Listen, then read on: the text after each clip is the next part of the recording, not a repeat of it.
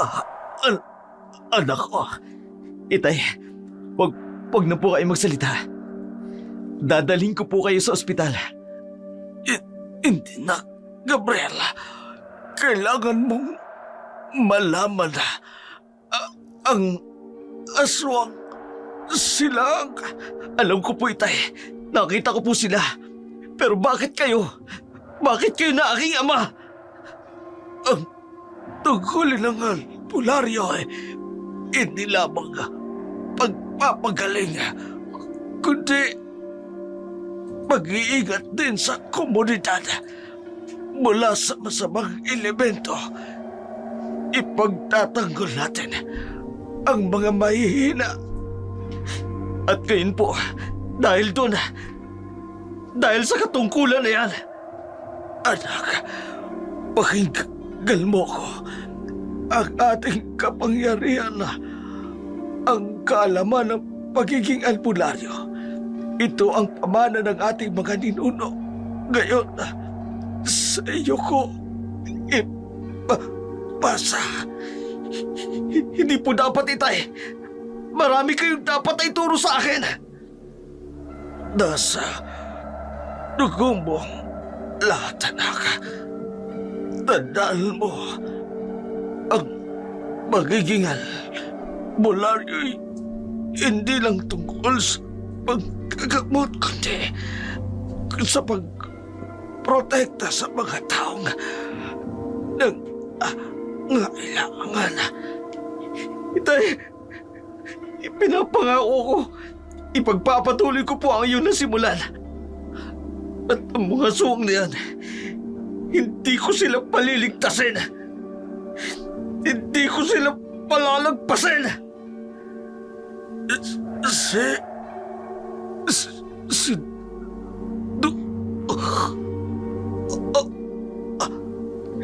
Itay!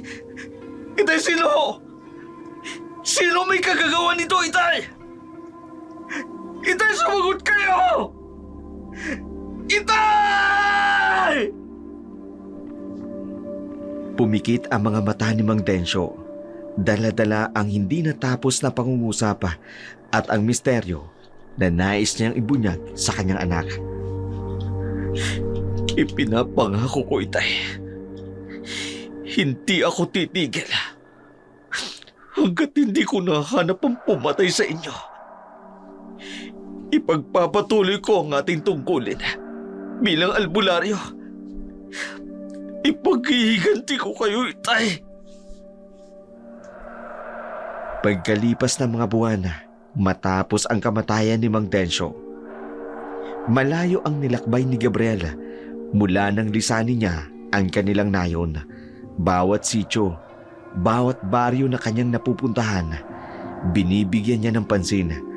Naghahanap ng mga palatandaan ng mga aswang na pumatay sa kanyang ama. Sa kanyang paglalakbay, nakarating siya sa isang malayong lugar, ang sityo Kagbunga. Sa harap ng isang lumang bahay kubo, nakaupo si Mang Domeng. Nang mapansin niya ang isang binatang papalapit. Gabriel? Ikaw ba yan? Mang Domeng, hindi ko po alam na dito pala kayo nakatira. Naku, lumaki ka na, iyo. Kamukhang kamukha mo ang iyong ama. Pero, bakit ka napunta rito sa aming sityo? Siguro ho, alam niyo na kung nangyari kay Itay. Oo, nabalitaan ko. Napakabigat nun para sa ating lahat. Si Densyo, napakabuting albularyo. Kaya po ako nandito. May nakapagsabi po sa akin, may aswang daw po sa lugar na to. Ah, oo nga. May mga kwento nga. Pero Gabriel, mag-ingat ka. Hindi biro ang paghahunting ng mga aswang. Kaya kung maaari lang, sana na may kalimutan mo na ang plano mong paghiganti. Kung ito lang ang magiging mitya ng buhay mo. Alam ko po. Pero kailangan kong gawin para sa Itay ko. Dumito ka muna sa amin. Mahirap maglakbay mag-isa sa ganitong lugar. At saka, marami akong kwento tungkol sa iyong ama na marahil gusto mong marinig. Salamat po, Mang Doming. Alam ko po maasahan kayo. Tulad ng pag-asa sa inyo ni Itay noon. Halika, pumasok ka na. May mainit na sabaw ako sa loob. Pag-usapan natin ang nangyari sa iyong ama. Pagpasensyahan mo na pala kung hindi na ako nakadalaw man lang kahit sa buro lang iyong ama. Pumasok si Gabriel at Doming sa bahay kubo. Hindi alam ni Gabriel na ang taong kanyang pagkakatiwalaan ay may nakatagong madilim na sikreto. Kinaumagahan, habang naglalakad si Gabriel sa palengke ng sitio ng Kagbunga, maraming matandang babae ang napatitingin sa kanya, nagbulong-bulungan at napapangiti sa tuwing dumadaan siya. Naku, sino kaya ang binatilyong yon? Abay, ang gwapo! Nakaibang lugar yata, no? Nakita ko siya kasama ni Mang Doming kahapon. Naku, mag-iingat siya rito. Maraming nagnanais sa mga binatang kagaya niya. Nang makabalik si Gabriel sa bahay ni Mang Doming, sinalubong siya ng matandang albularyo na may pag-aalala sa muka. Iyo, napansin ko lang sa palengke kanina. Ano po yun, Mang Doming? Maraming nakatingin sa'yo. Lalo nang matatanda nating kababaihan. Ganun po ba? Siguro po, hindi lang sila sanay sa mga bagong mukha rito. Hindi mo naiintindihan, Gabriel. Sa lugar na ito, hindi lahat ng nakangiti ay kaibigan. Ano pong ibig niyong sabihin? May mga nilalang dito na nagnanais sa mga kagaya mo. Mga binatang malakas, makikisig. Alam mo ba kung bakit? Hindi ho. Mas masarap daw ang laman ng mga kagaya mo. Mas matapis ang dugo ng mga binatang katulad mo. Mga aswang? Kaya mag-iingat ka, Gabriel. Hindi mo alam kung sino ang tao o kung sino ang nagpapanggap lamang. Maaring ang ngiting nakikita mo ngayon ay mga pangil na pala mamayang gabi. Salamat po sa pagbababala ninyo, pero yun din po ang dahilan kung bakit ako naparito. Para hanapin sila. Oo nga, pero tandaan mo, minsan ang pinakamagandang bitag ay ang hindi mo inaasahan. Hindi alam ni Gabriel ang mga babalang iyon. Pagkatapos ng mga pagpapaalala ni Mang Doming sa kanya, naisipan ni Gabriel na kailangan niyang makilala ang lugar. Hindi siya mapanatag hanggat hindi niya nalalaman ang bawat sulok ng sitio Kagbunga, kung saan maaaring nagtatago ang mga aswang. Mag-isa niyang tinungo ang nasabi ng ilog. Bali-balita kasi mula sa ibang bayan na may itinatagong ganda ang Kagbunga, lalo na sa mga ilog dito. Yun nga lang, pinamumugaran daw ito ng mga kakaibang nilalang. Magtatanghaling tapata nang lakbayin niya ang daan patungo sa ilog.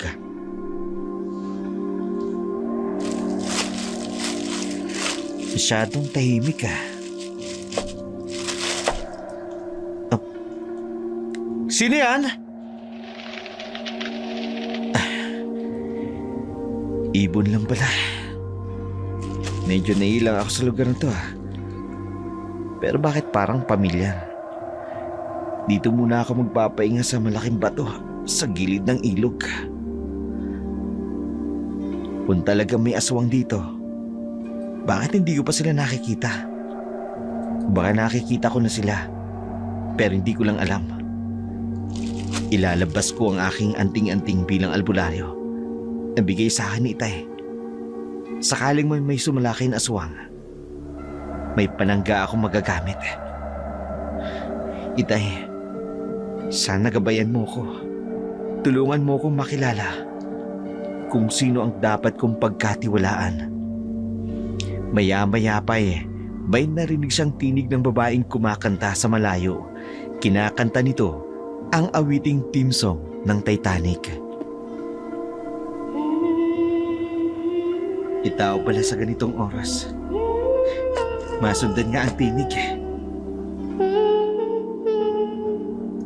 Tumayo siya para sundan ang tinig. Hindi niya alam na ito na ang simula ng hindi inaasahang pakikipagsapalaran. Habang sinusundan ni Gabriel ang misteryong tinig, nang marinig niya ito sa ilog, hindi niya napansin lumalalim na ang kanyang pagpasok sa gubata. Nang mawala ang tinig, sa kanya lamang napagtanto na hindi niya na alam ang kanyang kinalalagyan. Teka, saan na ba ako napunta? Hindi ko na makita ang daan pabalik nang biglang dumulas ang kanyang mga paa sa tabi ng bangin.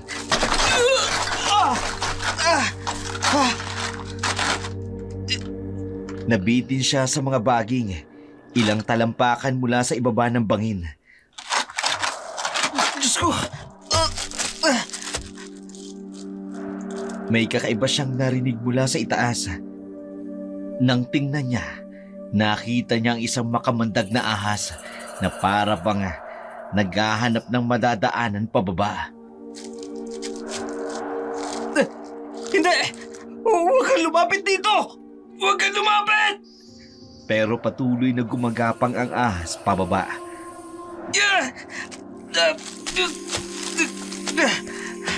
Habang kumikilos ako, lalong pumupulupot ang bagay sa aking katawan. Hindi ako makagalaw. Kailangan ko makalis dito. Napalapit na makamandag na asa ito. Kailangan kong umalis dito. Saklolo! Tulong! May tutulong ba sa akin? Nang idako ni Gabriel ang kanyang mga mata, tila nagagalit ang ahas papalapit sa kanya. Itay, patawarin niyo ako. Hindi ko pa handang sumunod sa inyo. Inihanda ng ahas ang kanyang atake nang biglang, tulungan niyo ako! Tulong! May tumiris na pala sa ere. Tumama ito sa ulo ng ahas. Hindi nakita ni Gabriel kung saan nanggaling ang pala. Anong nangyari?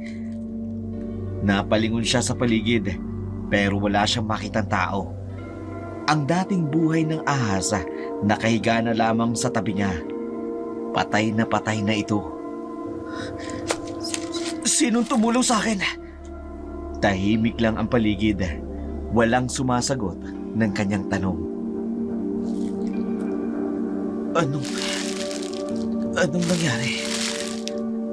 Sino ka? Nasaan ka? Gusto kitang pasalamatan! Kailangan makalis ako rito.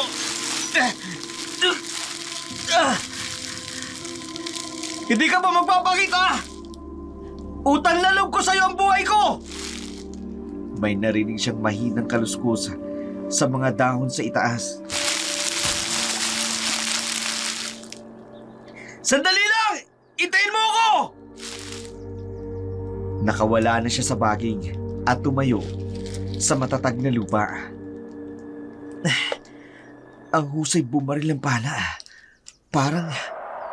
Parang may nakita akong ganyang pana noon. Tiningnan niya ang patay na ahas. Hindi ordinaryo yung namana nito ng ganitong kasanayan. Bakit ayaw yung magpakita? Sino ba talagang babaeng yun na tumulong sa akin? May nangulog na dahon mula sa puno. Nang tingnan niya ito, may bakas ng yapak sa lupa. Mga bakas, papunta sa direksyon ng ilog. Siguro, may dahilan ko bakit hindi siya nagpakilala. Pero, magkikita pa rin tayo. At personal ako magpapasalamat sa'yo. Pagkabalik ni Gabriel sa bahay ni Mang Doming, hapon na noon. Pawis at putik ang kanyang damit at halata sa kanyang muka ang pagod at pagkalito sa nangyari. Nakaupo si Mang Doming sa harapan ng bahay at naghihintay sa kanya. Gabriel, saan ka ba nanggaling? Bakit ganyan ang itsura mo? Mang Doming, may kakaiba po nangyari sa akin. Umupo ka muna. Mukhang napagod ka ng gusto. Salamat po. Ano ba nangyari? Napadpad po ako sa may bangin. Muntikan na po ako mahulog. Tapos may ahas pa. Ahas? Sa may bangin? Opo, malaking ahas na makamandag. Akala ko talaga katapusan ko na. Paano ka naman nakatakas? May tumulong sa akin. Pero hindi ko nakita kung sino. Sino kaya yun? Walang masyadong pumupunta sa lugar na yun. May pana siyang ginamit. Napakahusay ng pagkakatira niya sa ulo ng ahas. Pana? Hindi karaniwan ang gumagamit ng pana dito. Gusto ko po sana magpasalamat sa kanya. Kaso ayaw niyo magpakita. Gabriel, mag-ingat ka. Hindi lahat ng tumutulong ay kaibigan. Minsan, may ibang dahilan kung bakit sila tumutulong. Anong ibig niyong sabihin? Basta, huwag kang masyadong magtitiwala.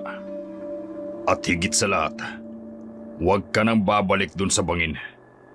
Maraming mapanganib na nilalang dun. Kinaumagahan matapos ang pangyayari sa bangin. Inaya ni Mang Doming si Gabriel na magsanay sa pagiging albularyo, lalo na sa pagsasagawa ng ritual. Sa likod ng bahay, may inihanda siyang mga halamang gamot at mga kagamitan. Gabriel, ipakita mo nga sa akin kung paano gumawa ng lunas sa kagat ng ahas. Ganito po ang turo sa akin ni Itay. Una po, kailangan ng daon ng bayabas, kalyanag tsaka luya.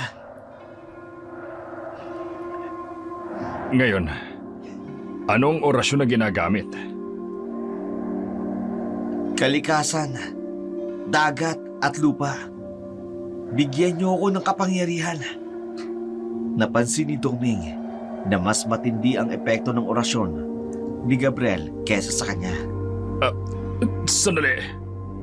Paano mo nalaman ang pangalawang bahagi ng orasyon? Hindi ko pa naituturo yun. Kay Itay, itinuro niya po sa akin ang mga orasyon mula pagkabata. At itong panggagamot sa masasamang hangin? Bago pa matapos magsalita si Mang Doming, nagsimula ng maganda si Gabriel ng tambal. Dapat po bang gamitin ang 10 uri ng dahon? O mas mabisa po ang 7 lang? Oo. Tama ka. 7 uri nga pala. Tapos po, dapat sabay-sabay ang pagbibigkas ng orasyon habang hinihintay ng mga dahon. Hindi po ba? Wala na yata akong dapat ituro pa sa'yo, Gabriel. Ang galing-galing mo na. Hindi naman po. Marami pa akong dapat matutunan. Hindi. Tama na ito. Mas mahusay ka pa kaysa sa akin. Tahimik na pinagmasdan ni Doming si Gabriel. Naabala sa paghahalo ng gamot. Hindi napansin ang kakaibang ekspresyon sa muka ng matanda. Matapos ang araw ng pagsasanay, kasama si Mang Doming, mag-isa si Gabriel sa maliit na kwarto. Tanging ang liwanag ng gasera na nagbibigay ilaw sa madilim na silid. Hawak niya ang lumang anting-anting ng kanyang ama. Itay, nasaan na kaya ako sa ating laban? Tumingala siya sa bintana. Pinanunood ang mga bituin. Alam ko po, nakikita niyo ko mula riyan. Nakikita niyo kung gaano ako kalayo sa ating layunin. Hinawakan niya na mahigpit ang anting-anting. Ang dami ko nang natutunan. Pero parang hindi pa rin sapat. Hindi pa rin sapat para mahanap sila. Maya-maya pa may tumulo ng luha sa kanyang mga pisngi. Kapag nakikita ko si Mang Doming, naaalala ko kayo. Ganyan din kayo magturo sa akin. Ganyan din kayong napatigil siya nang may maramdamang kakaiba. Pero may kakaiba. May kakaiba sa lugar na to. Hindi ko lang maintindihan. Tumayo siya at lumapit sa bintana. Pinapangako ko, Itay. Hindi ako titigil. Hindi ako magpapatinag hanggat hindi ko natutuklasan ang katotohanan. Hanggang hindi ko nahahanap ang pumatay sa inyo. Biglang umihip ang hangin na para bang tumutugon sa kanyang pangako. Kapag nahanap ko sila, sisiguraduhin ko pagbabayaran nila ang kanilang ginawa para sa inyo, para sa ating angkan ng mga albularyo, Itay. Sa labas ng kwarto, hindi niya alam na may nakikinig sa kanyang mga salita. Si Mang Doming na may malalim na pagkabahala sa kanyang mukha. Matapos ang gabing puno ng pagninilay, maaga pa lamang ay nagising na si Gabriel. Naabutan niya si Mang Doming sa kusina na naghahanda ng almusal. Aba, ang aga-aga mo namang gumising, Gabriel. Opo, may balak po kasi akong puntahan.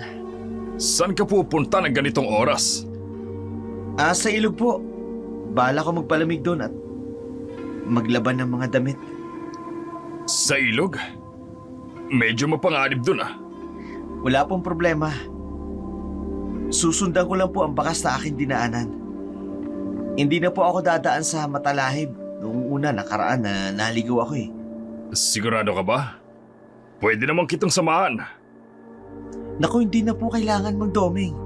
Nakakaya naman po sa inyo. Hindi ka ba natatakot? Lalo na't may nangyari na sa'yo dun. Albularyo po ako, Mang Doming. Alam ko po kung paano pangangalagaan ang sarili ko. Ay, kagabataan nga naman. Pero Gabriel, may mga bagay-bagay dito sa aming lugar na hindi mo dapat baliwalain. Tulad po ng... May mga nilalang na hindi mo inaasahan. Lalo na sa mga liblib na lugar tulad ng ilog. Kagaya po ba ng mga aswang? Oo. At kung ano-ano pang mga bagay na hindi mo dapat pakialaman. Pero, di ba yun din yung dahilan kung bakit ako narito? Para hanapin sila. May tamang panahon para sa lahat, Gabriel. Minsan, ang mga bagay na hinahanap natin ay nasa harap lang natin. Pero hindi pa tayo handa para doon. Hindi ko po kayo maintindihan. Basta, kung makakita ka ng kahit anong kakaiba, umalis ka kaagad. Huwag mong susubukang kausapin o lapitan. Pati po ba yung nagligtas sa akin noon? Lalo na yon. Hindi lahat ng tumulong ay kaibigan, Gabriel. Sige ho. Mag-iingat po ako, Mang Doming.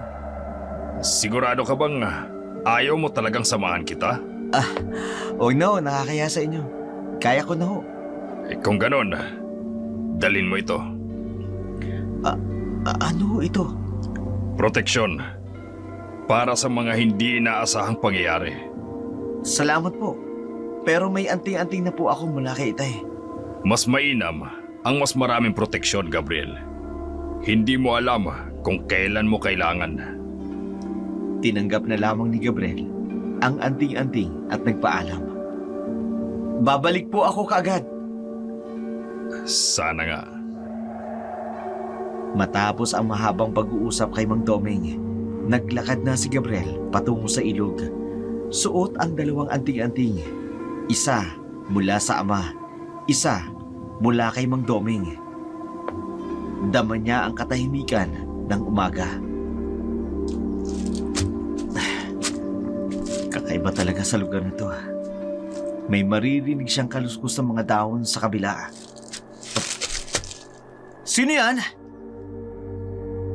Sino yan?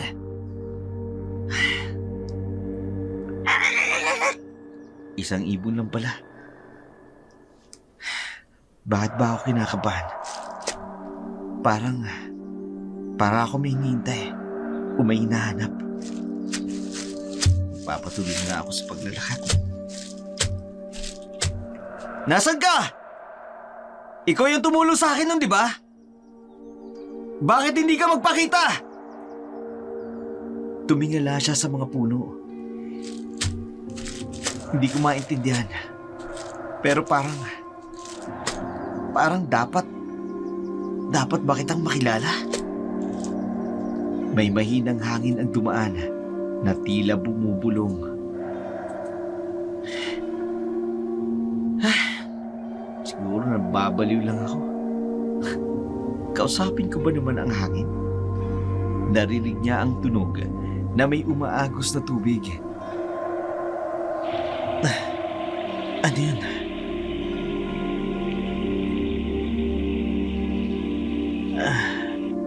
Ang dating maingay na mga ibon ay nanahimik. Sa pagitan ng mga dahon ng kawayan, nakita niya ang isang anyo sa tubig.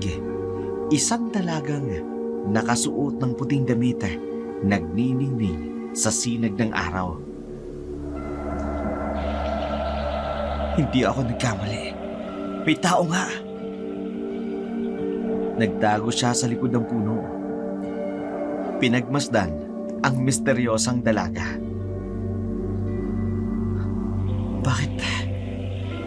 Bakit parang huminto ang mundo ko? Biglang umihip ang hangin. Itinaboy ang ilang dahon. Natakpan saglit ang kanyang paningin. Sino kaya siya?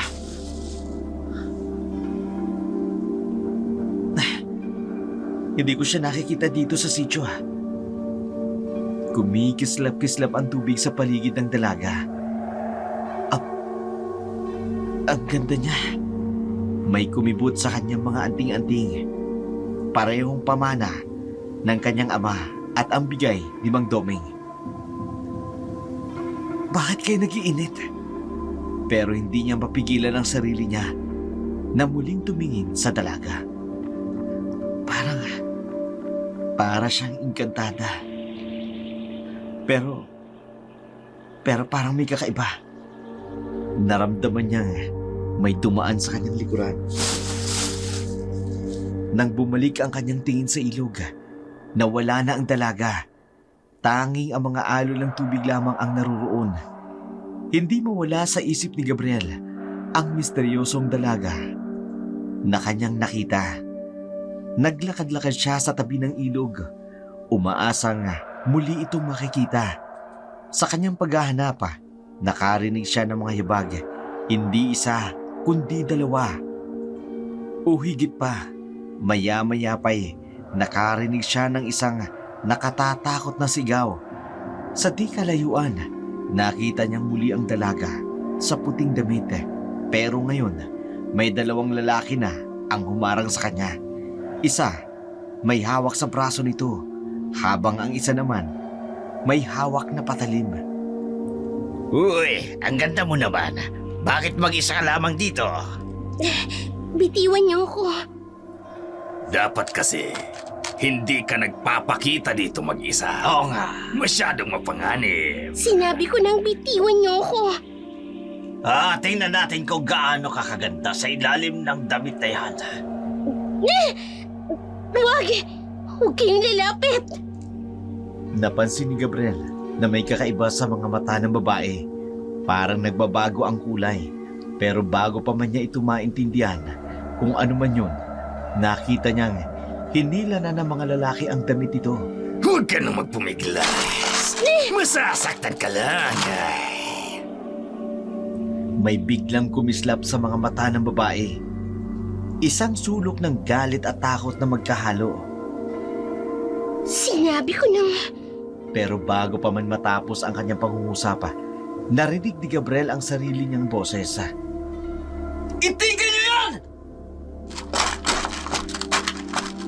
Napalingon ang lahat sa direksyon ni Gabriel. Doon nagsimula ang isang labanang magbabago ng takbo ng kanilang buhay. Nang marinig ang sigaw ni Gabriel, natigilan ang mga lalaki. Sa isang iglapa, nakita ni Gabriel ang isang nakataling kahoy sa gilid ng ilog. Dinampot niya ito. Walang pag-aalilangang sinugod ang mga lalaki. Bitiwan niyo siya! Sino ka ba? Pakialamero ka! Ang mga katulad nyo, ang dahilan kung bakit hindi ligtas ang mga tao dito. Gusto mo ring masaktan, ano? Wag! Lumayo ka! Delikado sila! Sinubukan ni Gabriel na hampasin ng kahoy ang unang lalaki. Pero mabilis ang ikalawa. May kumibot sa dilim at naramdaman ni Gabriel ang sakit ng talim sa kanyang tagiliran. Biglang nagbago ang hangin. Dumilim ang paligid. Kahit na tanghaling tapata, naramdaman ng unang lalaki ang kakaibang lamig. Pare! May kakaiba sa kanya! Nakita ng lalaki ang mga mata ng babae, pulang-pula, na nakatingin sa kanila. Diyos ko! Tumakbo ang unang lalaki. Halos mapatid ang kanyang pagkatakot. Hindi maintindihan ng ikalawang lalaki ang nangyayari. Hoy! Saan ka pupunta? Tuwag! Pero nang lumingon siya sa babae, nakita niya ang dahilan. Matapos tumakbo ng una, naiwan ang ikalawang lalaki na nakatitig sa babae. May nakita siyang hindi maipaliwanag at sa isang iglap, nawala rin siya sa takot. Nang mapawi na ang tensyon, lumapit si Naya kay Gabriel na nakahawak pa rin sa kanyang tagiliran. Hindi ako nagkakamali. Ikaw nga. Ano bang sinasabi mo? Ang pana. Yang panang tumama sa ahas noong isang araw. Namuntikan na ako mahulog sa bangin. May dugong tumutulo dyan sa tagiliran mo. May gana ka pang magkwento. Tinignan ni Gabriel ang mukha ng babae. Tila nakalimutan ang sugat. Sigurado ako, ikaw yung nagligtas sa akin noon. Salamat. Salamat sa pagliligtas mo ngayon. Okay lang yun. Malaya naman sa bituka eh. Biglang napadila si Naya nang may kakaibang kislap sa mga mata. Oh, bakit? Nagutom ako bigla sa mga lalaking yon. Kailangan ko nang umuwi. Sandali lang. Iatid na kita. Huwag na. Delikado. Baka hinahanap na ako sa amin. Pero Salamat uli. Pero kailangan ko nang umalis. bago pa man makasagot si Gabriel, mabilis nang naglakad papalayo ang babae. Ang bilis siya maglakad. Siguro dahil taga-bundok. Pinagmasdan ni Gabriel ang papalayong anyo ng babae. Pero hindi pang bundok ang ganda niya. Hindi man lang ako nakatanong kung anong pangalan niya. Nanatili siyang nakatayo roon. Pinagmamasdan ang direksyon kung saan nawala ang babae. Habang dumudugo ang kanyang tagiliran, patuloy itong tumutulo. Matapos ang kakaibang pangyayari sa ilog, bumalik na si Gabriel sa bahay ni Mang Doming. Lumipas ang maghapon at ngayong gabi, nakahiga na siya sa duyan sa harapan ng bahay na ang mga matay nakatingin sa kalangitan. Pero ang isip nasa muka ng misteryosang dalaga. Hindi niya napansin si Mang Doming na matagal na pala siyang pinagmamasdan. May kung anong ligaya yata sa mukha mo, Gabriel, ano? Mang Doming, hindi ko po kayo narinig na lumapit Malalim yata ang iniisip mo. Oh, bakit may ngiti sa mga labi mo? Mang Doming, may nakilala po kasi ako kanina sa ilog eh. Nakilala? Oo, isang napakagandang dalaga. Para po siyang anghel. Anong itsura niya? Maputi po, matangkad, mahaba ang buhok, at may kakaiba sa kanya. Para siyang may sinag.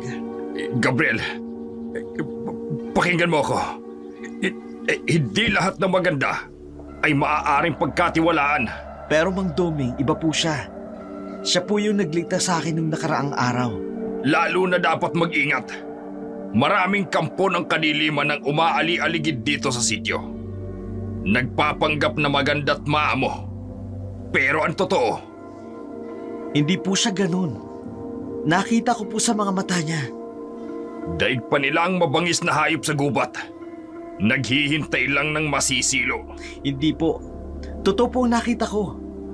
At sa susunod naming pagkikita, liligawan ko na siya. Nakalimutan mo na ba kung bakit ka nandito? Ang iyong ama. Hindi ko po nakakalimutan si Itay. Pero pagdating po sa pag-ibig, marami pong pagbabago. Mas gusto ko pong sundin ang nararamdaman ko kesa sa idinidikta ng aking galit at puot. Tahimik si Mang Doming na pinagmasdan ang binata. Ngayon ko lang po ito naramdaman. Ang ganitong pakiramdam. Parang kompleto ang buhay ko.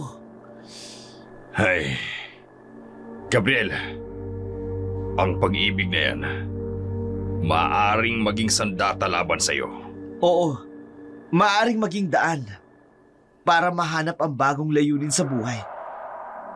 Tumalikod si Mang Doming, hindi na nakatingin pa sa binata. Sa dilim ng gabi, habang nakaupo si Doming sa harapan ng altara, hindi mapakali ang matandang albularyo. Ang mga salita ni Gabriel tungkol sa dalagang nakita niya sa ilog ay patuloy pa rin umaalingaw sa kanyang isipan. May kakaiba sa tono ng binata. Isang uri ng pagkahaling na hindi pangkaraniwan na parabang isang mahiwagang kapangyarihan ang humihila sa puso nito. Kinuha ni Doming ang kanyang lumang manuskrito ng kanyang orasyon at ritual. Sa mahinang liwanag ng kandila, binuklat niya ang mga pahinang naninilaw na sa edad, mga pahina na naglalaman ng sinaunang kaalaman tungkol sa mga gayuma at kulam ng mga aswang. Dahan-dahan niyang hinimas ang mga simbolo ng titik na nakaukit sa papel habang ang kanyang mga mata ay nagniningning sa pag-aalala. Hindi ako maaaring magkamali. Bulong niya sa sarili. May kung anong kakaiba sa batang ito. Ang mabilis na pagkagusto. Ang biglang pagbabago ng kanyang hangarin. May sumpa ito ng aswang. Sa madilim na silid kung saan nakatayo ang altara, tumayo si Mang Doming. Matapos ang kanyang mahaba-habang pagninilay, may hawak siyang manuskrito ng isang kamay at kandila naman sa kabilang kamay. Dahan-dahan siyang naglakad patungo sa kusina. Kailangan kong subukan para sa kanya. Narinig niya ang mga yabag ni Gabriel na papalapit sa kanya. Mang Doming, gising pa pala kayo? Gabriel, mabutit gising ka pa. May gusto sana akong ipainom sa'yo. Ho? Ano ho yan? Para sa sugat mo kanina. Nabanggit mo kasi. Hindi naman po kailangan. Maliit na sugat lang po yun. Mas mabuti ng sigurado. Mahirap na. Parang may kakaiba po sa inyo ngayong gabi, Mang Doming. Para kayang nag-aalala na. Natural lang mag-alala ang isang matanda sa isang binatang katulad mo. Tungkol po ba ito dun sa dalaga? Gabriel, may mga bagay sa mundong ito na hindi dapat basta-basta pagkatiwalaan. Alam ko naman po yun. Pero nalalim na po ang gabi. Medyo inaantok na rin po ako. Pero alam niyo po, tinuruan na rin po ako ni tatay na maging maingat. Pero ang puso, minsan, hindi nakikinig sa mga babala. Iniabot ni Mang Doming ang inuming kulay luntian. Ito, inumin mo. Para saan po ba talaga ito? Para sa proteksyon. Kakaiba po ang lasa nito ah. Dapat, mawala ang impluensyang naririyan sa'yo. Impluensya? Ano pong ibig niyong sabihin? Naghintay si Mang Domeng ng ilang sandali. Pinagmasdan ang binata, pero walang nangyari. Hindi. Dapat gumana ito. Mang Domeng, may problema po ba tayo? Wala naman anak. Wala naman. Sige, magpahinga ka na. Tumayo si Gabriel, medyo nalilito sa kakaibang kilos ng matanda. Sige po, magpapahinga na rin po ako. Nang makaalis na si Gabriel, napaupo si Mang Domeng sa silya. Ang mga matay, puno ng pag-aalala. Masyado ng malakas.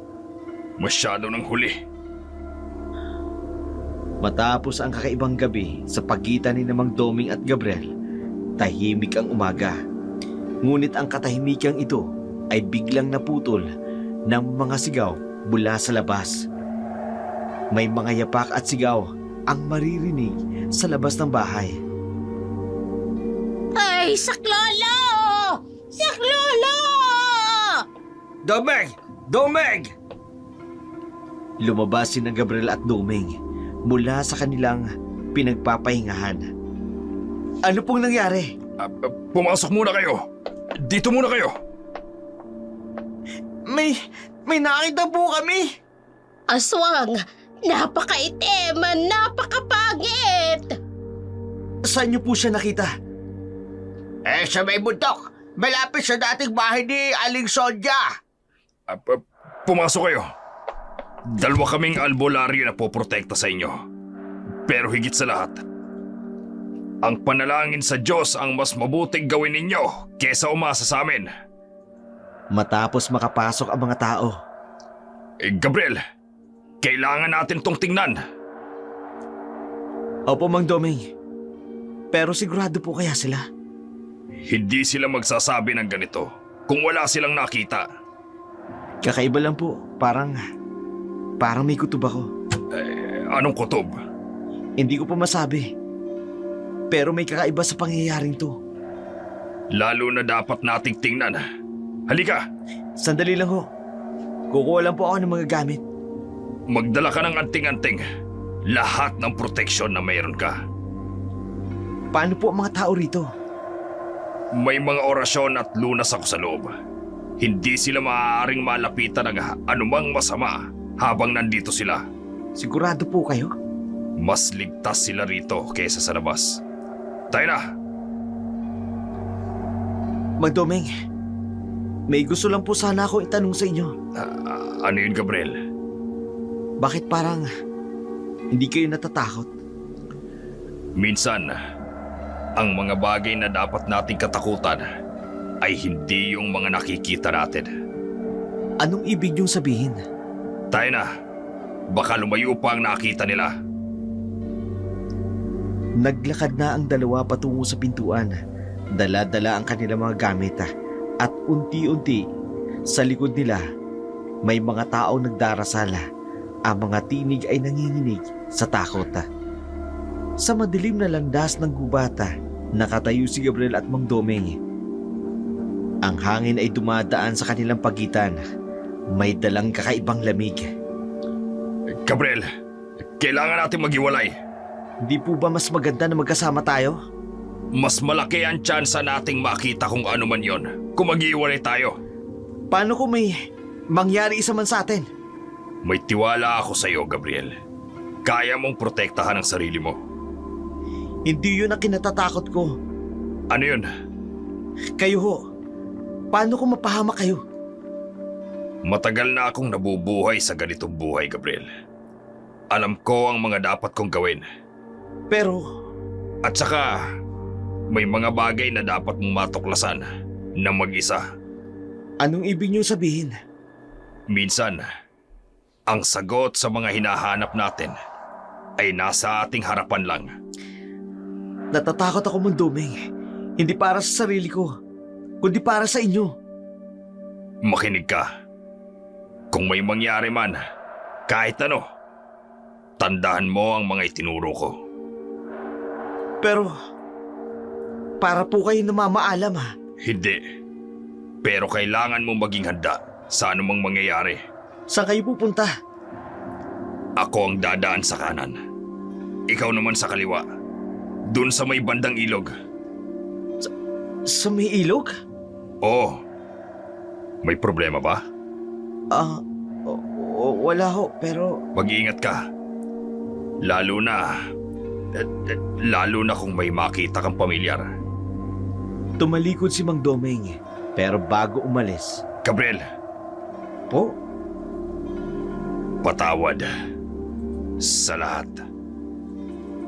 Bago makapagtanong si Gabriel kung ano ang ibig sabihin nun, naglakad na si Mang Domeng patungo sa kanyang ladasa, nilamon na ng dilim ng kubata. Bakit ganun yung mga salita niya? Parang may nalalaman siya. Tumingin na si Gabriel sa kalangitan. Ang buwan natatakpan ng mga ulapa sa kanyang dibdib. Ramdam niya ang tibok ng kanyang puso. May kakaiba, may babala, may hindi maipaliwanag na takot. Matapos ang mapanglaw ng paghihiwalay nila Mang Domeng, naglakad na si Gabriel sa madilim na landasa. Biglang may narinig siyang mga sigawan mula sa malayong bahagi ng kubata. Doon! Doon pumunta ang aswang! Sa may bundok! Nakita ko ang aswang doon! Mga sigaw nila mula sa... Sino yan? May dumaan sa kanyang harapan. Hinto! Nakita niya ang isang matandang babae. Halos 40 taong gulang na. Ang muka ay kakaiba. Ikaw? Ikaw ang aswang? Hindi ka na makakatakas. Kailangan matapos ang pananakot mo sa lugar na ito. Binatang hangal! Tumakbo palayo ang matanda, pero may nahulog mula sa kanyang damit. Teka. Ito. Ang panang ito. Pinag-aralan niya ang pana at biglang nanlamig ang kanyang katawan. Hindi maaari. Kapareho ng pana niya. Ng pana ni... Napatayo siya na ang puso'y mabilis na tumibuka. Kung gano'n kapamilya niya ang... O baka... Napatigil siya sa kanyang pag-iisip nang marinig ang isa pang sigaw. May kinalaman ka? May kinalaman ka sa kanya? At malalaman ko kung ano yun. Tumakbo si Gabriel sa direksyon kung saan pumunta ang matanda. Ang isip nito, puno ng tanong at ang puso'y nangangamba sa mga sagot na maaaring matuklasan. Sa gitna ng madilim na gubat, habang hawak pa rin ni Gabriel ang kakaibang panang natagpuan, dumating si Mang Domeng, hingal na hingal. Gabriel! Dumaan dito ang aswang. Hindi mo ba nakita? Wala po akong nakitang aswang. Matandang babae po na dumaan dito. Medyo pangit nga po, pero... Iyon ang aswang! Po? Bakit mo pinakawalan? Bakit hindi mo inarangan? Sandali lang, Mang Domeng. Paano po natin nasabing aswang siya? Hindi mo ba nakita? Hindi mo ba naramdaman? Ang nakita ko po, isang matandang babae. Takot na takot. Kung aswang po siya, bakit hindi niya ako inatake? Gabriel, may kung ano nang pumipigil sa'yo. Ang sa akin lang ho, hindi po ba masama na basta lang natin silang husgahan? Dahil lamang sa itsura nila? Hindi mo nauunawaan. Ang naiintindihan ko po, may dumaan sa akin ng normal na tao. Takot. Nagtago. Pero tao. Tama na. Kailangan kitang gamitan ng matinding pangontra. Mang Domeng, bakit po kayo ganyan? Para sa ikabubuti mo ito. Hindi mo nakikita. Pero ano ho? may sumpa ka na. May impluensya na sa iyong kadiliman. O baka po, baka may mali sa ating pangunawa sa mga bagay-bagay. Nagkatinginan ang dalawa. Ang hangin ay punong-puno ng tensyon. Bukas, sa pagsikat ng araw, gagawin natin ang ritual Anong ritual? para maalis ang sumpa sa'yo. Para bumalik ka sa dating ikaw. Tumalikod si Mang Domeng. Hindi kayang tingnan ang binata. Maganda ka bukas. Matatapos ang lahat ng ito.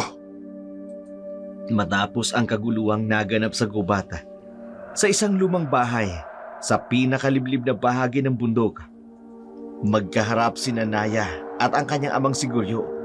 Ang kanilang mga aninoy sumasayaw sa liwanag ng gasera. Mabuti na lang at nalusutan mo sila. Patawad, Ama. Kung naiwan ako, may tiningnan lang ako. Ang lalaking yun, di ba? Ang nakita mo sa ilong. Ama, patawad. Walang masama kung iibig ka. Pero tandaan mo, ang umiibig ka sa isang albularyo, isang malaking banta sa ating lahi. Pero hindi siya katulad ng iba. Alam mo doon pa man, sila na ang banta sa ating lahi. Kapag nalaman niya na isa kang aswang, sa tingin mo ba, iibigin ka pa niya? At kapag nakita niya ang itsura mong ganyan, Pero ikaw na rin ang may sabi na kung makakatagpo ako ng tunay na pag-ibig, makakawala ako sa sumpang ito ng ating lahi. Ikaw na rin ang may sabi. Gusto nating makalaya sa sumpang ito. Ama, unang kita ko pa lamang sa kanya. Gusto ko na siya. pero mapanganib ang pag-ibig. Kung ang pag-ibig na ito'y ikapahahamak mo, Walang masama kung susubukan, Ama. huwag mo siyang habulin. Pero, Ama, Kung bahal ka niya, ikaw ang habulin niya. Pero huwag kang magpapahabol sa kanya. Huwag kayong maghabol ang dalawa. Tahimik ang dalawa. Ang tanging maririnig lamang ay ang hanging dumadaan sa mga dahon, sa mga puno sa labas.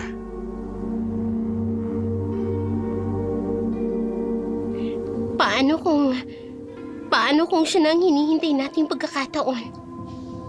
Ay, minsan anak, ang pinakamatinding pagmamahal ay ang pagpapalaya. Hindi ko kayang lumayo. Kaya mo. Kaya mo. Dahil kailangan mo.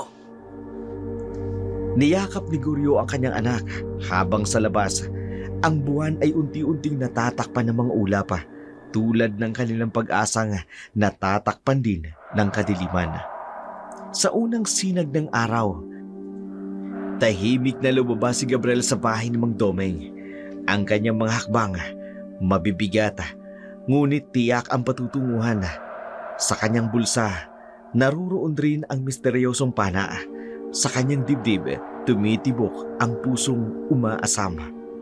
Sa may ilog, kung saan ang tubig ay kumikinang sa umaga, nakatayo si Gabriel.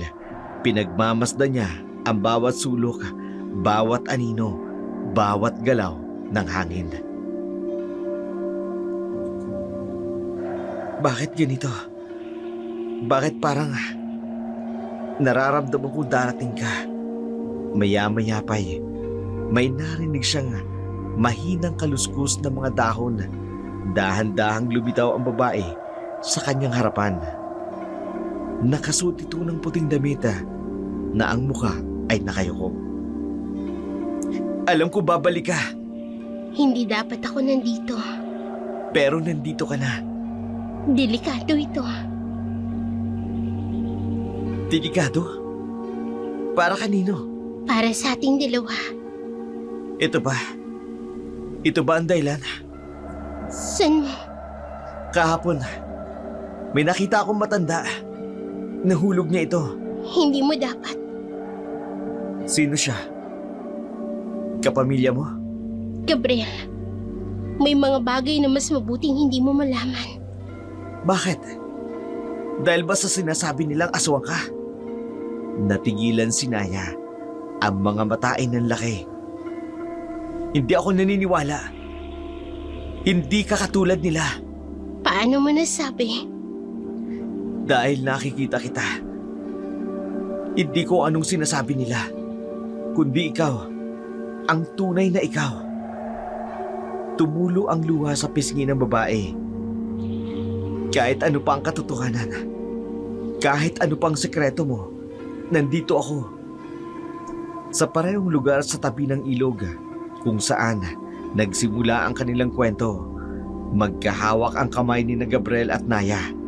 Ang dating nag-aalilangan na palitan ng matinding pagmamahal, ngunit ang mga mata ni Naya ay nananatiling may takot. May gusto akong sabihin sa'yo. Gabriel, Hindi ko na kayang itago ang nararamdaman ko para sa'yo. huwag. Hindi dapat. Mahal kita. Simula nung una pa lang kitang nakita. Pero hindi mo ko kilala. Hindi mo alam. Anong hindi ko alam? Paano kung hindi ako ang iniisip mong ako? Anong ibig mong sabihin? Paano kung ang nakikita mo hindi totoo?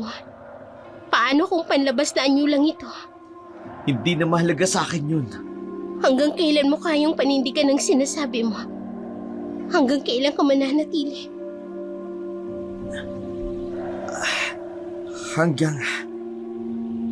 Hanggang ako ay nabubuhay. Paninindigan ko ang nararamdaman ko sa'yo. Kahit ano pang mangyari, Kahit ano pa ang totoo. Kahit ano pa man ang sikreto mo. natatakot ako, Gabriel. Sa ano? Sa araw na makita mo ang tunay na ako. Nakikita na kita. Dito.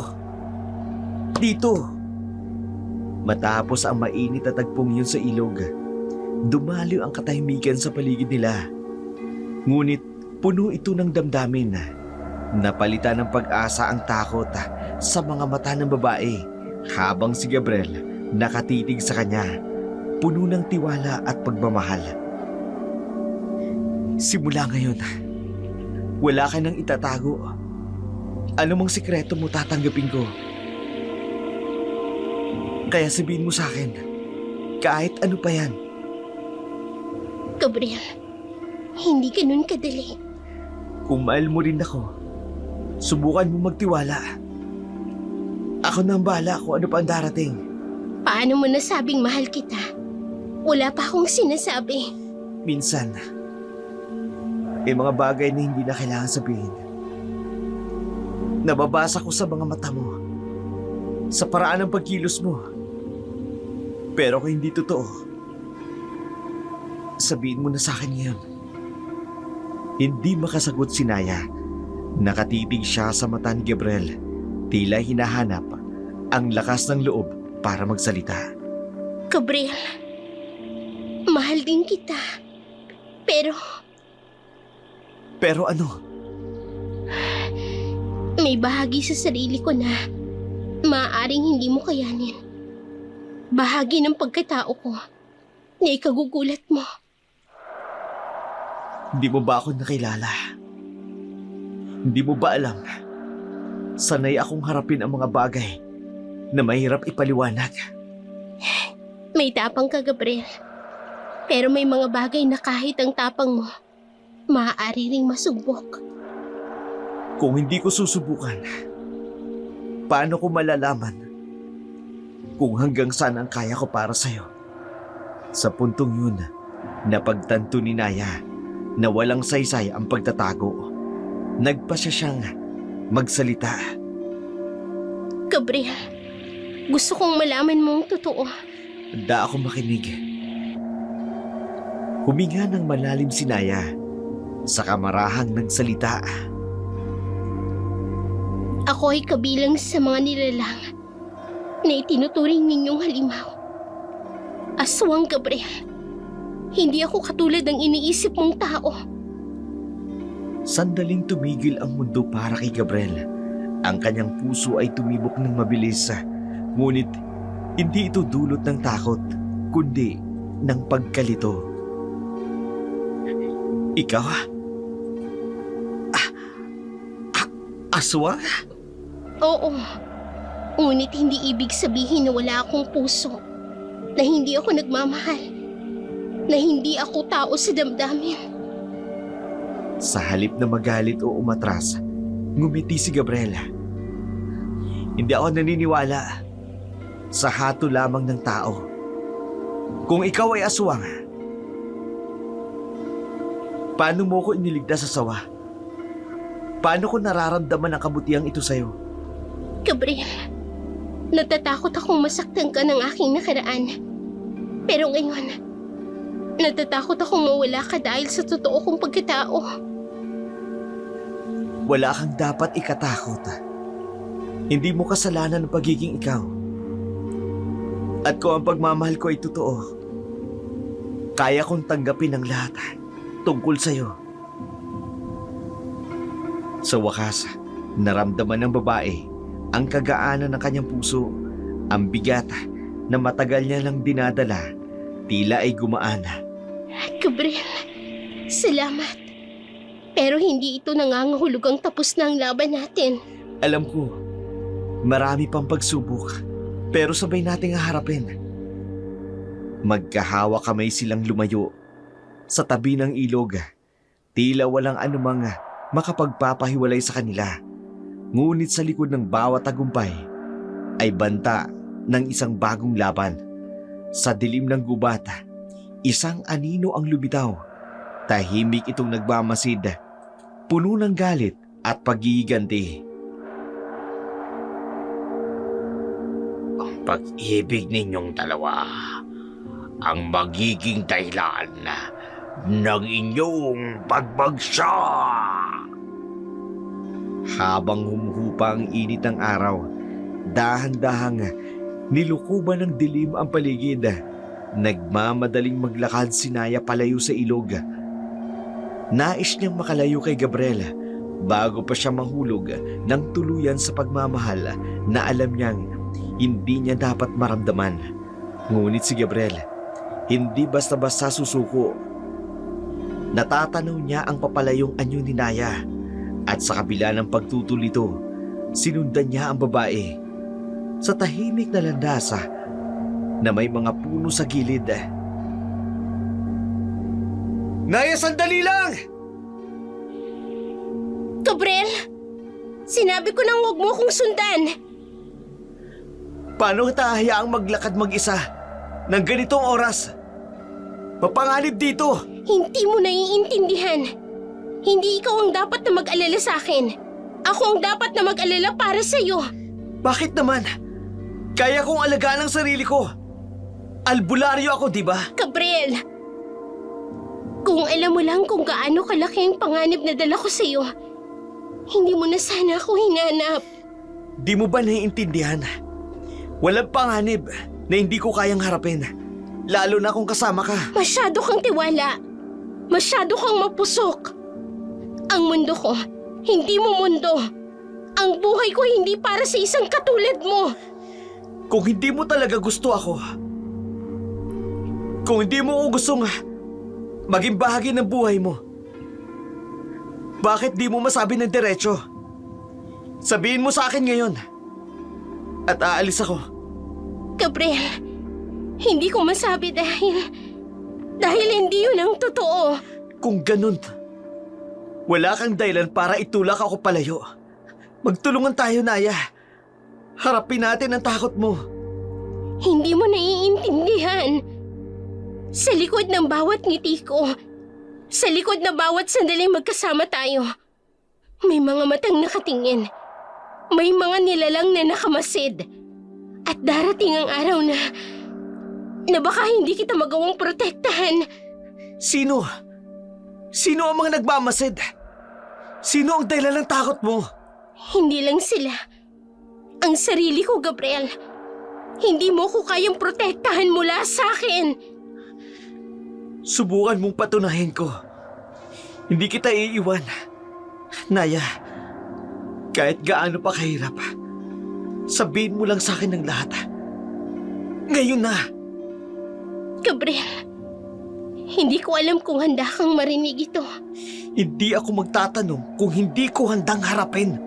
o hindi ko handang pakinggan ang mga sagot mo. Sandaling natahimik si Naya. Tila nag-iisip. Maya-maya pa'y tinanggal ang kamay mula sa pagkakahawak ni Gabriel. Tumalikod. Humakbang ng ilang metro palayo. Saka nagsalita. Ang pamilya ko, ang lahi ko, may sumpa. Hindi kami basta tao. Ang dugo namin ay may halong kadiliman. Kaya nila akong hanapin. Kaya nila akong tugisin. At ang sino mang pipiling lumapit sa akin, nagiging biktima rin. Kung ganon, hayaan mo kung maging panangga mo. Ang sumpa ng pamilya mo. Hindi ko kasalanan. Hindi mo kasalanan. Sama-sama nating harapin. Gabriel, bakit ka ganito? Hindi ka natatakot. Hindi ako natatakot sa pagmamahal, Naya. Mas natatakot ako mabuhay nang walang layunin. Biglang may narinig silang kaluskos mula sa gubata. Tumigil silang pareho. Ang mga mata ni Gabriel, alerto, habang si Naya naman, napatitig sa dilim. Gabriel! Gabriel, umalis ka na. Ngayon na. Hindi ko kayang iwan ka. Gabriel, hindi ito biro. Sila na ang dumating. Naririto na sila.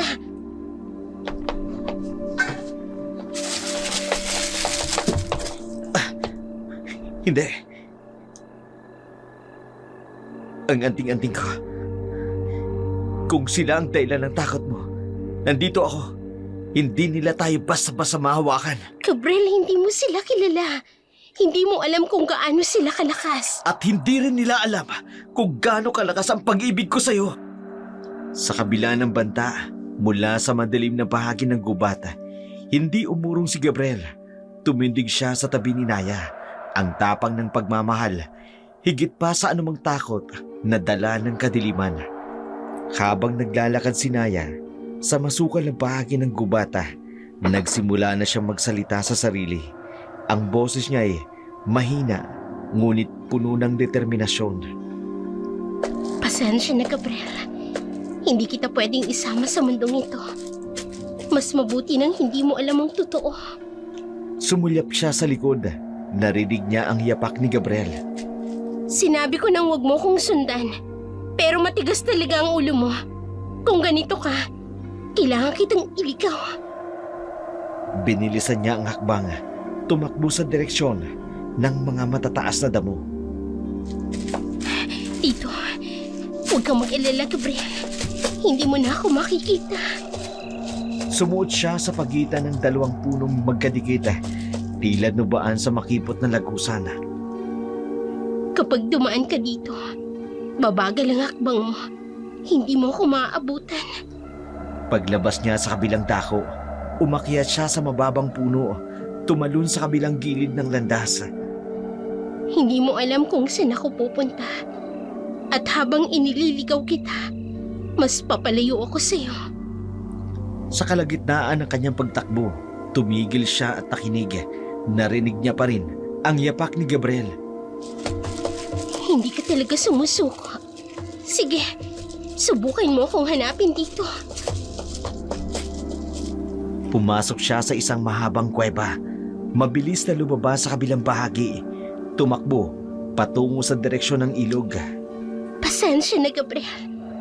Mas mabuti na ito kesa makita mo kung sino ako.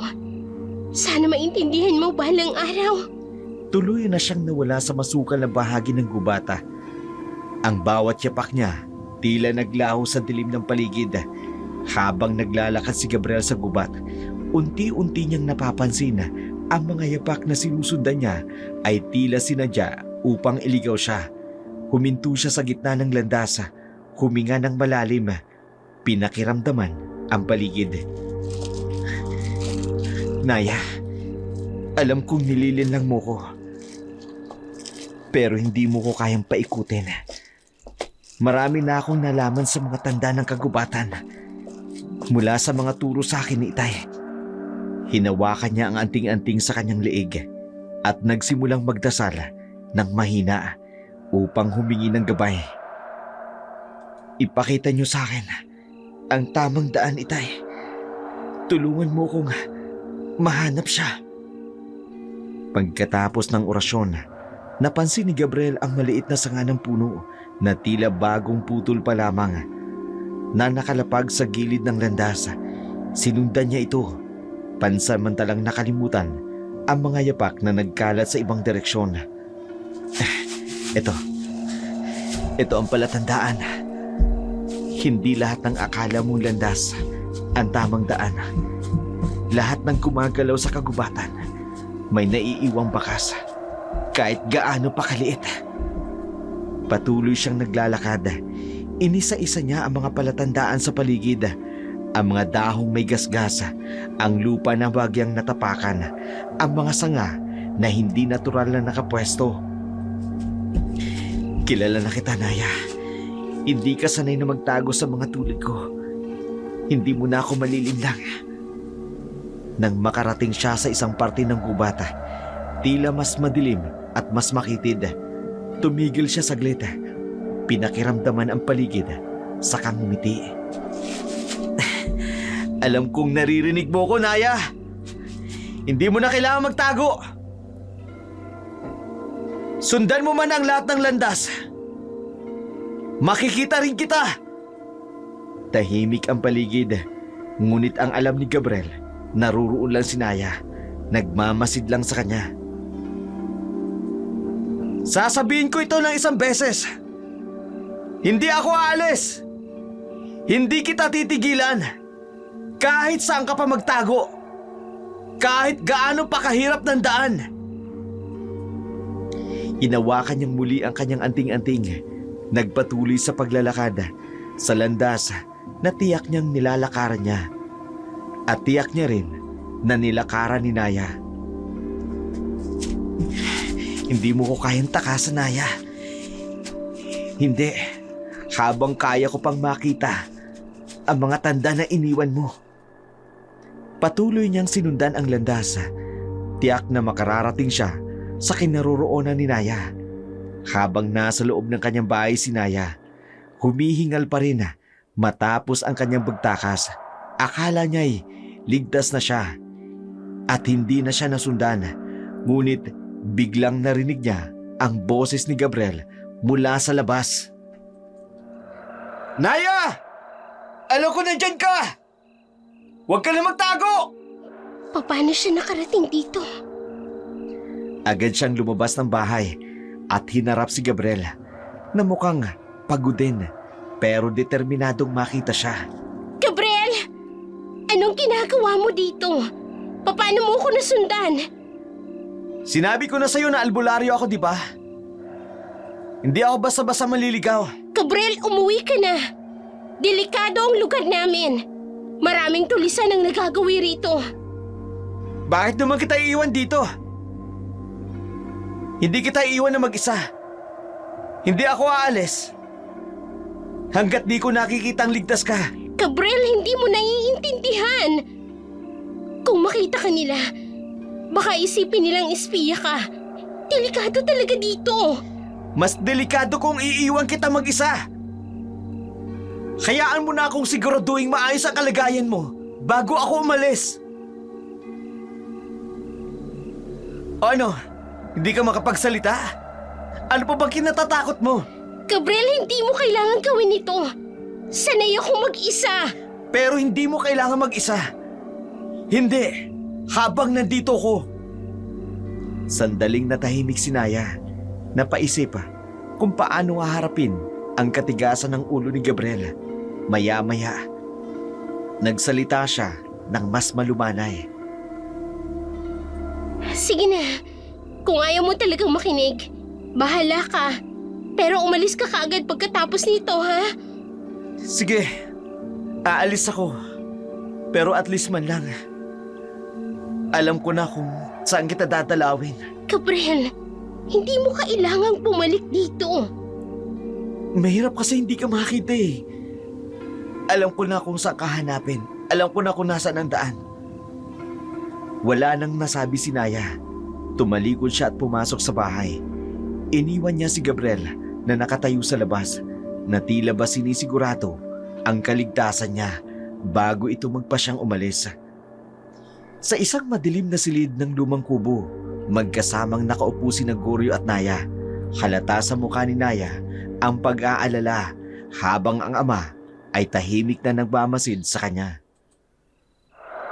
Mabuti na lang. Nailigaw mo siya. Hindi niya alam na hindi ito ang tunay nating tirahan. Akala niya lang ligtas ka na. Oo, Ama. Pero kahit anong gawin ko, parang hindi siya titigil. Ramdam kong totoo ang sinasabi niya. Totoo ang hangarin niya sa akin. Totoo man o hindi, hindi yun ang dapat mong isipin. Ang problema, paano kapag natuklasan niya ang totoo? Anong totoo, Ama? Na ang hinahanap niyang mga pumatay sa kanyang ama ay ang mga kauri natin. Ama, paano kung malaman niya yon? Paano kung malaman niyang may kinalaman tayo? Yun nga ang problema. Madaling magtanim ng galit ang mga katulad nila. Lalo na kapag tungkol sa pamilya. Kung malalaman niya na aswang ang pumatay sa ama niya, tapos na ang lahat. Matatapos na ang maliligayang araw mo. Hindi naman ako ang pumatay, Ama. Hindi naman ako ang may kasalanan. Hindi na yon ang mahalaga sa kanila. Sa oras na malaman niya mula sa ating lahi ang gumawa nito, magiging pare-pareho na tayo sa paningin niya. Baka ikaw ang pagbalingan ng galit niya. At kung mangyari yun, baka siya ang pumatay sa'yo. Ama, hindi siya ganun. Iba siya. Alam kong may puso siya. Lahat ng tao ay may puso. Ngunit kapag nasaktan, puso nila ay magiging bato. Kaya habang maaga pa, huwag mong hayaang mangyari ang bagay na yan. Pero paano, Ama? Paano kung hindi ko siya kayang layuan? Naya, kung hindi mo siya kayang layuan, siguraduhin mo hindi niya kailanman matutuklasan ang katotohanan. Dahil kapag nalaman niya, wala na tayong ligtas. Sandaling natahimik ang silid. Tangi ang tunog ng hangin mula sa labas ang maririnig. Nakatingin lamang si Naya sa kanyang ama. Iniisip kung paano niya mapipigilan ang hindi maiiwasang pagkasira ng kanyang relasyon kay Gabriel. Kinaumagahan sa gilid ng ilog kung saan madalas magtagpo sina Naya at Gabriel. Tahimik na nakaupo si Gabriel habang hinihintay ang pagdating ng dalaga. Ang liwanag ng araw ay tumatama sa kanyang muka, ngunit hindi nito maalis ang bigat na nararamdaman. Nang makita niyang dumarating ang dalaga, agad siyang tumayo, puno ng pananabik. Akala ko di ka darating. Ito na ang huling beses, Gabriel. Tara, huling beses? Anong ibig mong sabihin? Gabriel, hindi ito tama. Ang relasyon natin, hindi ito magtatagal. Mas mabuti pang tapusin na natin habang maaga pa. Hindi ko matatanggap yan. Hindi ko kayang mawala ka. Gabriel, mahalaga ka sa akin. Pero hindi sapat ang pagmamahal para magtagumpay ang tulad natin. Hindi kailanman magiging maligayang relasyon natin. Bakit? Dahil ba sa takot mo? Ano ba kinatatakot mo, Naya? Dahil kapag nalaman mo ang totoo, kasusuklaman mo ko. Baka patayin mo pa ako. Then sabihin mo sa akin. Sabihin mo ang totoo. Ano man yan, hindi magbabago ang nararamdaman Gabriel, ko. kalahi kong pumatay sa tatay mo. Biglang natahimik si Gabriel. Parang tumigil ang mundo sa kanyang narinig. Ngayon, sabihin mo kung totoo pa rin ang nararamdaman mo. Ngayon na alam mo na.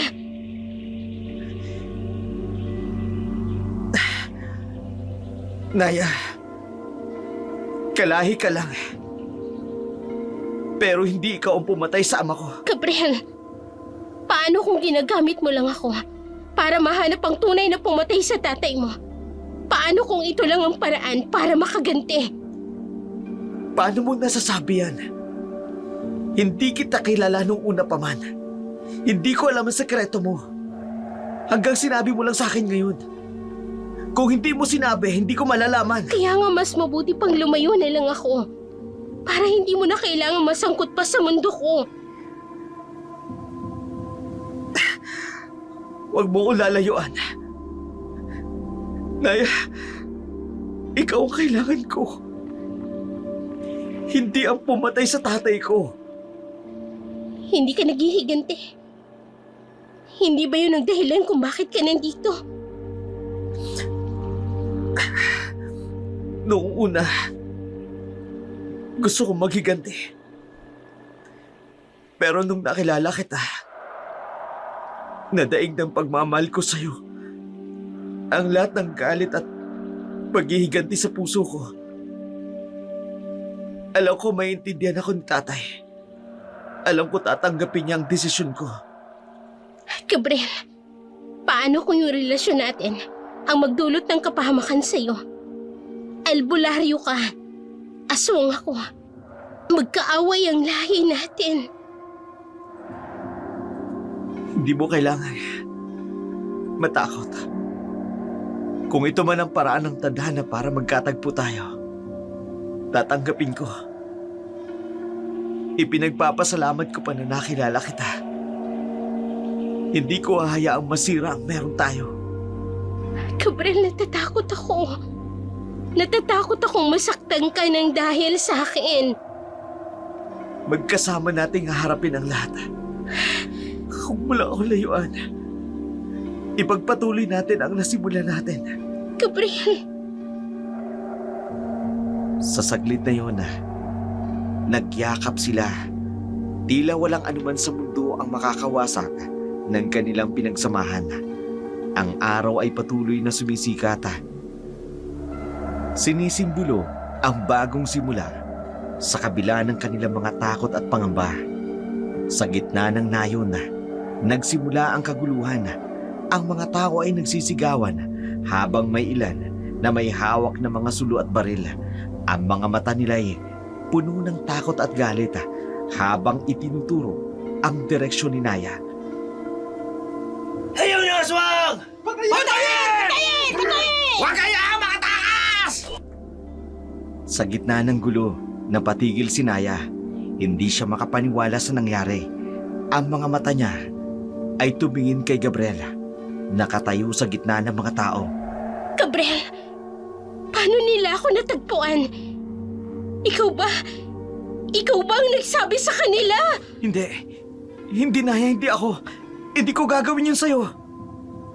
Ngunit bago pa man makapagsalita si Gabriel, unti-unting nagbago ang anyo ni Naya. Lumabas ang tunay niyang anyo. Isang napakapangit na nilalang. Napatigil ang mga tao sa takot. Ito ba ang gusto ninyo? Tingnan ninyo ang tunay kong mukha. Isa kong halimaw! Sinubukan ni Gabriel na lumapit, ngunit sinaway siya ni Naya. Gabriel! Layuan mo ko! Umalis ka na habang kaya ko pang kontrolin ang sarili ko! Hindi, Naya! Hindi kita iiwan! Itatakas kita sa kanila! Hindi ka ba natatakot sa akin? Tingnan mo ako, Gabriel. Hindi ako ang babaeng minahal mo. Isa akong pangit na halimaw. Hindi ka nababagay sa akin! Hindi ako natatakot sa'yo. Hindi malaga sa akin ang anyo mo. Ikaw pa rin si Naya. Ang babaeng may puso't minahal ko. Habang nag-uusap sila, isang lalaki ang sumigaw mula sa likod ng karimlan. Barilin niyo! Barilin niyo, aswang! Biglang tumunog ang isang putok ng baril. Sa isang iglapa, tumakbo si Gabriel. Sinangga ang pala. Bumagsak siya sa lupa at duguan. Gabriel! Bakit mo ginawa yun? Sa kabila ng sakit, pilit pa rin ngumiti ni Gabriel. Dahil mahal kita, Naya.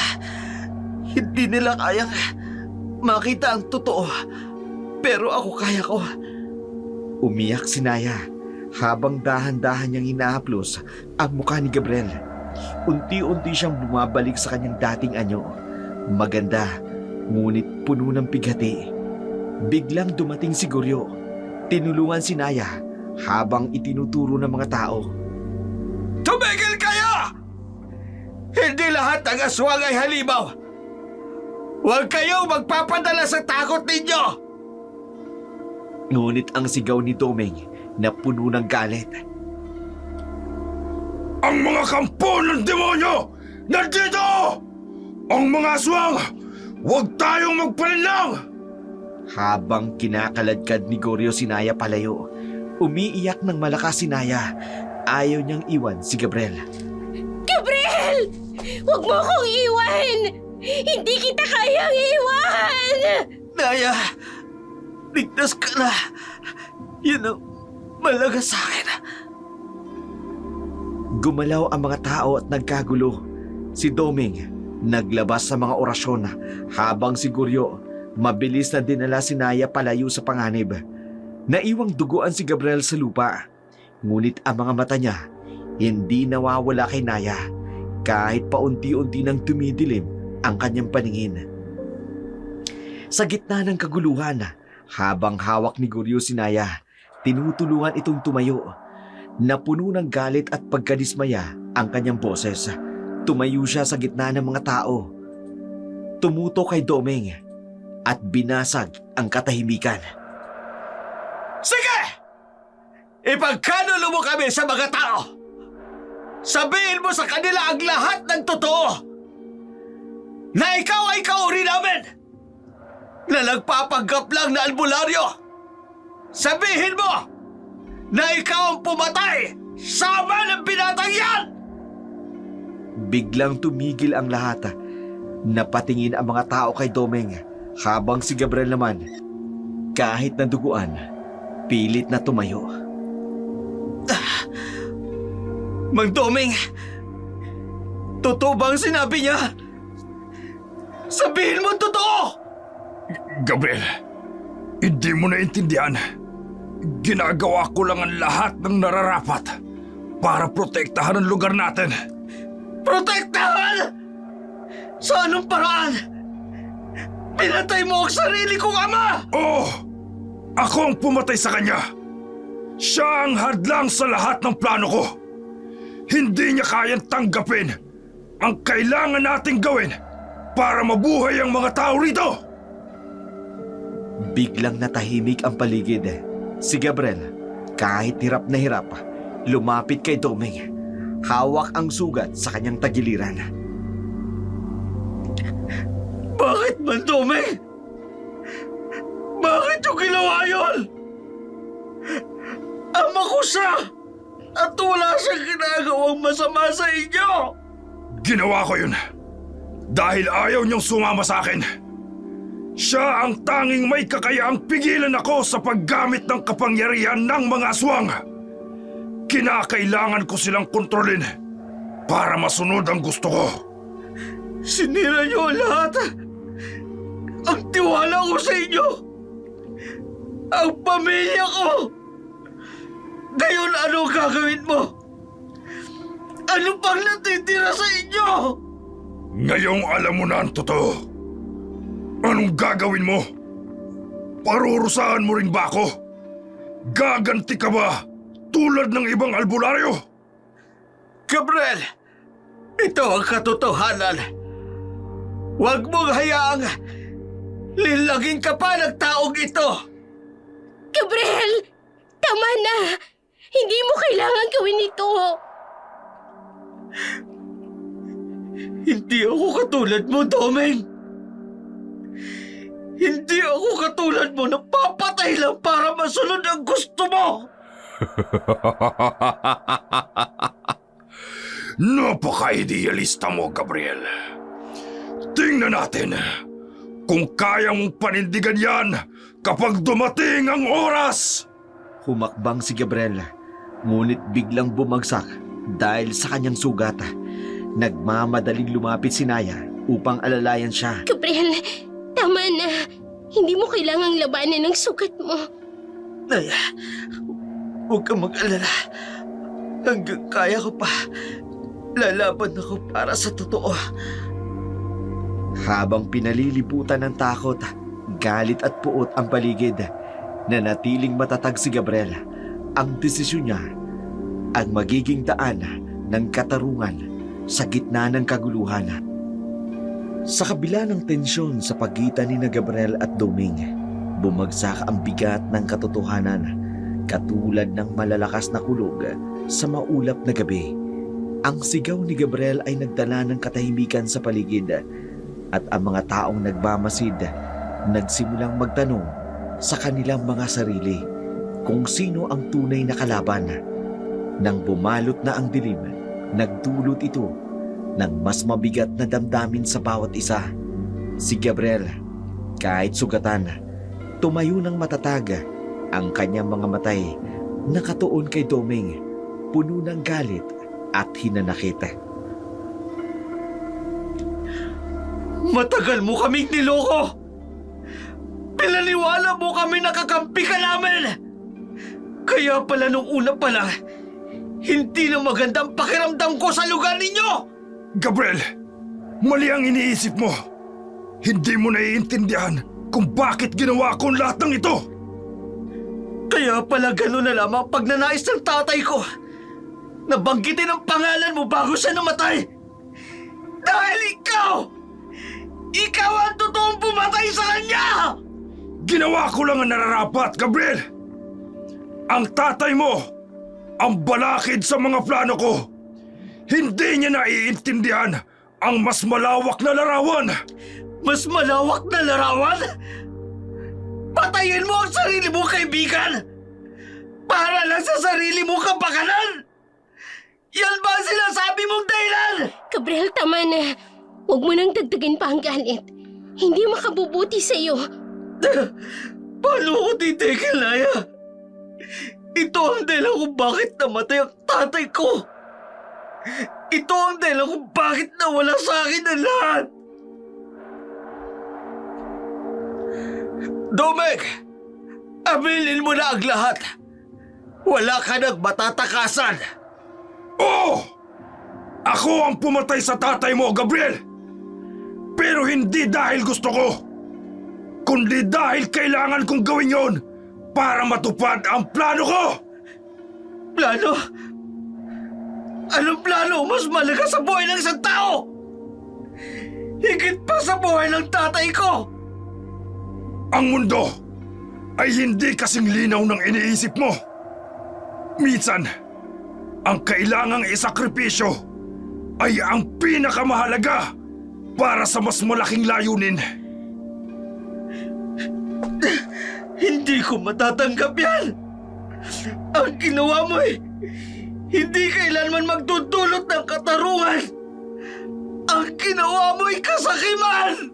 Kung gano'n ang tingin mo, wala na akong magagawa. Pero Gabriel, alalahanin mo to. Sa huli, malalaman mong tama ang ginawa ko. Gabriel, tama na. Huwag ka nang lumapit. Baka masaktan ka pa lalo. Hindi ko kailanman hayaang makatakas ka, Doming! Sisiguraduhin ko pagbabayaran mo ang lahat ng ginawa mo! Sa puntong yun, lumapit na ang mga tao. Dala ang kanilang mga sulo at armasa, nakatingin kay Domeng. Ang takot at galit ay halatang halata sa kanilang mga mukha. Napalingon si Domeng. Sa kanyang paligid, napagtanto niyang wala na siyang lusot. Kung ganito rin lang ang katapusan, sige! Tingnan natin ngayon kung sino ang malakas dito! Habang naghahanda ang mga tao na sugurin si Domeng, isang matinding pagyanig ang naramdaman sa lupa. Tila nagpapahiwatig ng mas malalim pang gulo na paparating. Matapos ang matinding paghihirap ni Gabriel at Domeng, nagdilim ang kalangitan. Ang hangin ay lumakas. Tila nagpapahiwatig ng malapit ng labanan. Ang mga tao sa paligid ay nagtipon, naguguluhan at natatakot sa mga nangyayari. Si Doming nagsimula ng magbago at ipakita ang kanyang tunay na anyo bilang isang gabunan. Naglaban sina Doming bilang gabunan sa tunay nitong anyo at natalo si Doming. Sa gitna ng nayon, nagharap sina Gabriel at Doming. Ang mga mata nila ay puno ng galit at determinasyon. Mang Doming, hindi ko papayagang saktan mo ang mga tao! Hindi mo ako mapipigilan.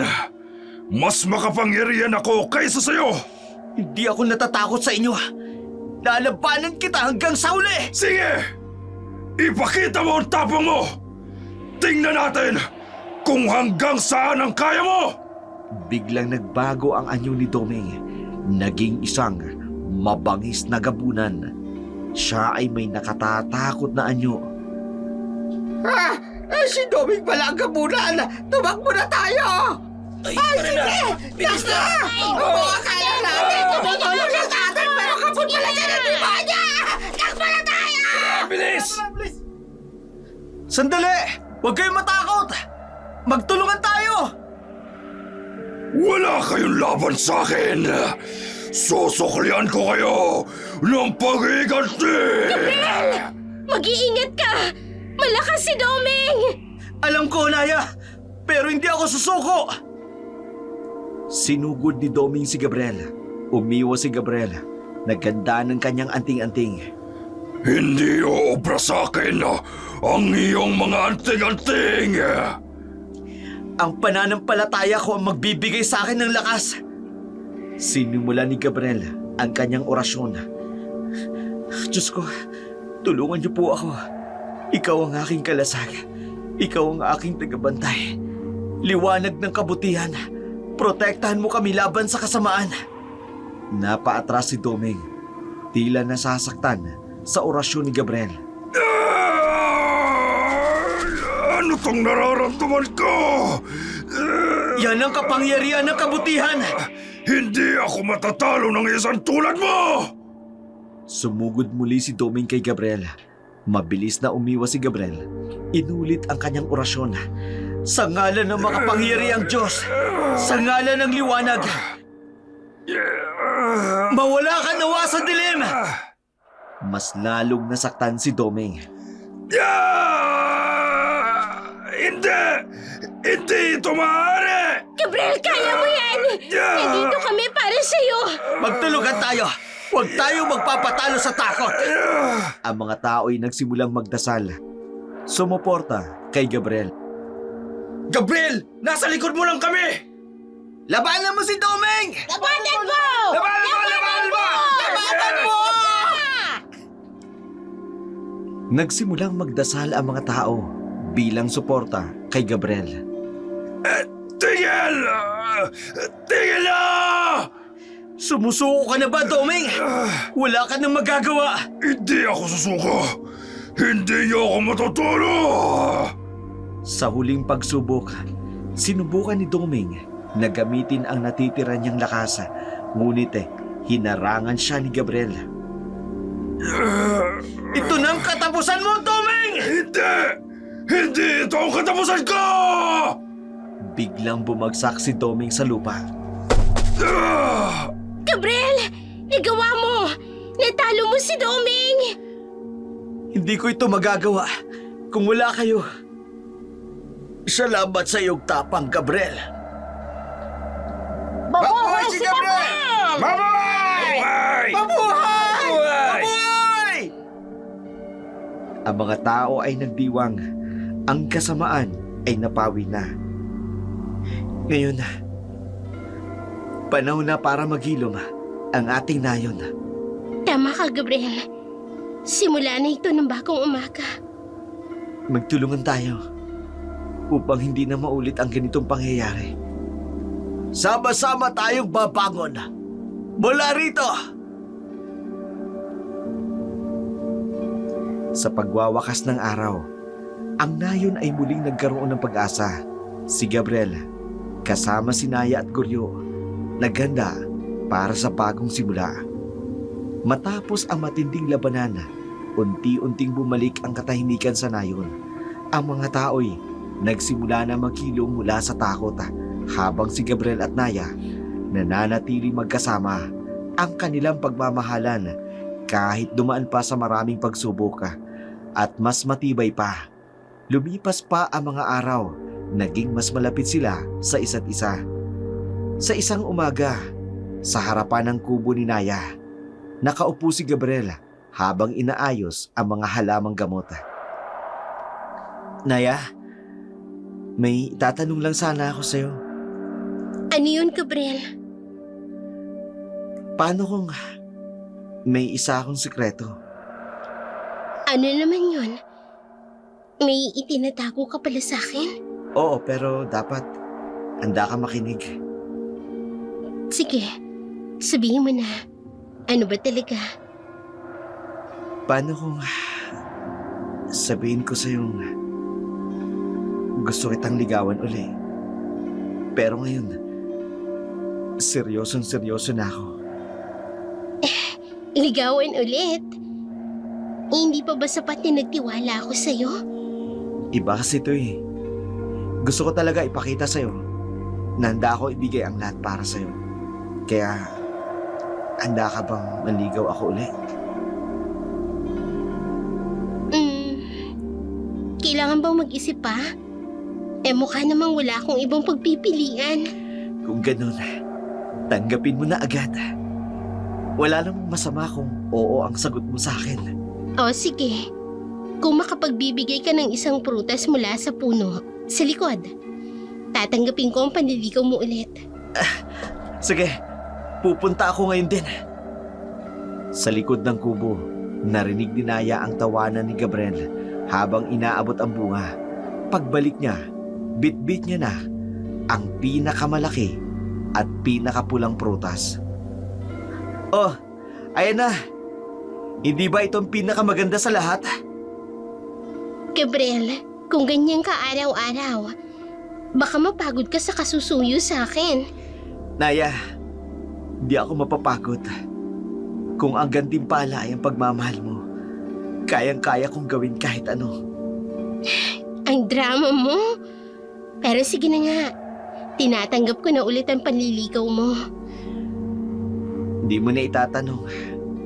Naging dramatista ako ng Bombo Radyo dati. Kaya siguro ganito ako.